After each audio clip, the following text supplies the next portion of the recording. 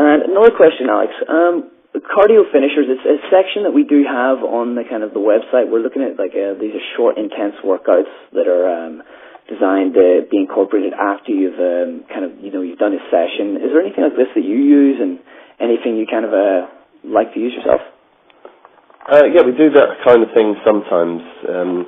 The caveats being it's not done all the time, and it's got to be at the right time of the plan and all that kind of stuff. But I can give you some short ideas of what we do. Sometimes, I don't know if you've heard of the Tabata method, doing 20 seconds on, 10 seconds off for 4 minutes. Have you heard of that one? Yeah, definitely. It was the Japanese kind of guy at the Tokyo Institute. Yeah, I think it was originally done on a static bike, but it's been taken up a notch. I like to do thrusters with that, which is a squat to overhead press with either a barbell, dumbbell, kettlebells. We also do them with just burpees, and if you want a really, really intense version, we do a burpee underneath the chin-up bar and a jumping chin-up in between each rep. So that's particularly difficult. That sounds pretty rank. Yeah, I've nearly passed out many times trying to do that myself. Another little thing we do at the end is sometimes just throw in 100 snatches with a kettlebell. What I was saying before, you don't want to be doing it too heavy, so you get a nice light kettlebell. Change hands every 5 to 10 reps to stop getting fatigued on the arm. That's a nice easy sounding one, which is sometimes particularly difficult. The big one that's probably unique to myself is a medicine ball complex, which I sort of stole and sort of made up myself from Gary Gray's principles of multiplanar movement. So the benefits of that kind of thing is you get in, rather than just going forwards and backwards, you get in sideways movements and rotational movements, which obviously are very important for martial arts people.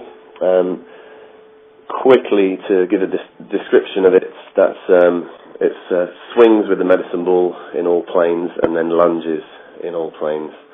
And that's going to work anaerobic capacity. I'm trying to do 3 sets of that, at least 3 sets of that at the end of a workout. And for a video of that, you can check out via Hardcore Sports Training. There's a video, it's called Medicine Ball Complex, and there's me and another guy doing it on there. So you can see me nearly dying trying to do it myself. I did it in 1 minute 22, which is a fairly good time. And that will be easier than trying to explain it. Just watch the video and follow along. Okay, cool. And what sort of loads are you using for, like, just to get more specific on it, for the kind of 100 snatches, workout? What sort of load would you recommend? What sort of kettlebells are you guys using? Obviously, it depends on the kind of the person as well. Yeah, it depends on the strength and stuff, but a general rule of thumb, about 20% of body weight. Some light guys can do ridiculous loads, and some heavy guys won't be able to do 20% of body weight, but generally find it's either a 16 or a 20 kilo kettlebell unless they're particularly heavy or strong. So start with a 16, I would say, because you don't want to be doing it with bad technique, so you want a weight that you can quite easily manhandle for the first few reps. Okay, and what about the Tabata thrusters again? Do you have any kind of guidelines for that one? Not specifically, not that I've thought of. We normally just grab 10 or 12 kilos and see what happens from there. So for a guy, it'd be 10 kilos in each hand. And if it was doing it with a barbell, we'd probably start with the empty bar. And if they can manage the empty bar, stick it up next time. Cool. It'll only take a couple of weeks to get to your threshold. And do you have a rep recommendation for each of your Tabata intervals? Yeah, I don't like going so heavy that you can, just about get 5 reps in your 20 seconds. You want to be going, depending on the movement, you want to be going at a decent rate. So if it was a squat to press, it's going to take slightly longer than just a squat, for instance, or a burpee is going to take even longer than that.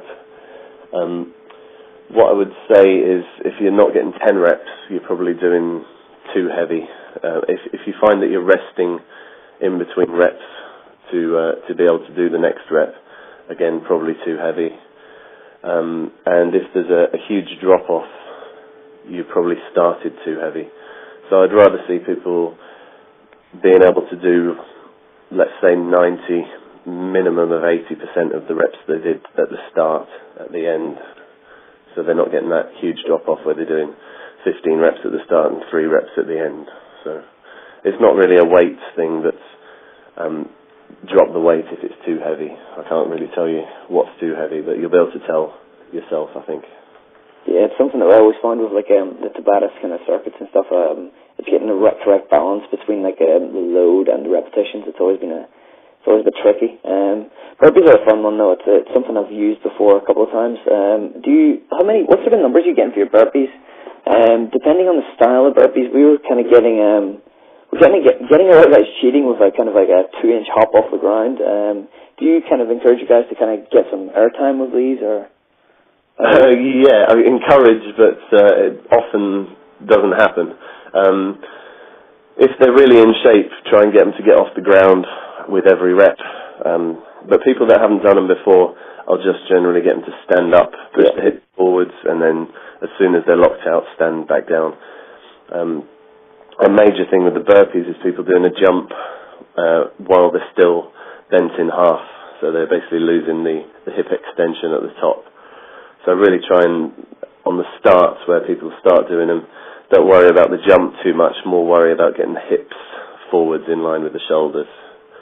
So, and reps, 12 maybe? Yeah, that's kind of lucky, 12 in 20 seconds. That sounds doable.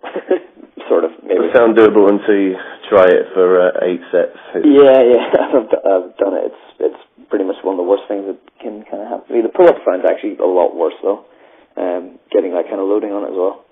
Yeah, as you're getting tired, you get less coordinated. You've really got to make sure you actually do grab the bar when you jump up to try and do the pull-up. I take it you've seen some kind of a couple of occurrences where that didn't happen then? Yeah, and personally have done it once myself, so it's just a little tip from experience there. Okay, cool. And that's another great addition to our kind of like our finishers section.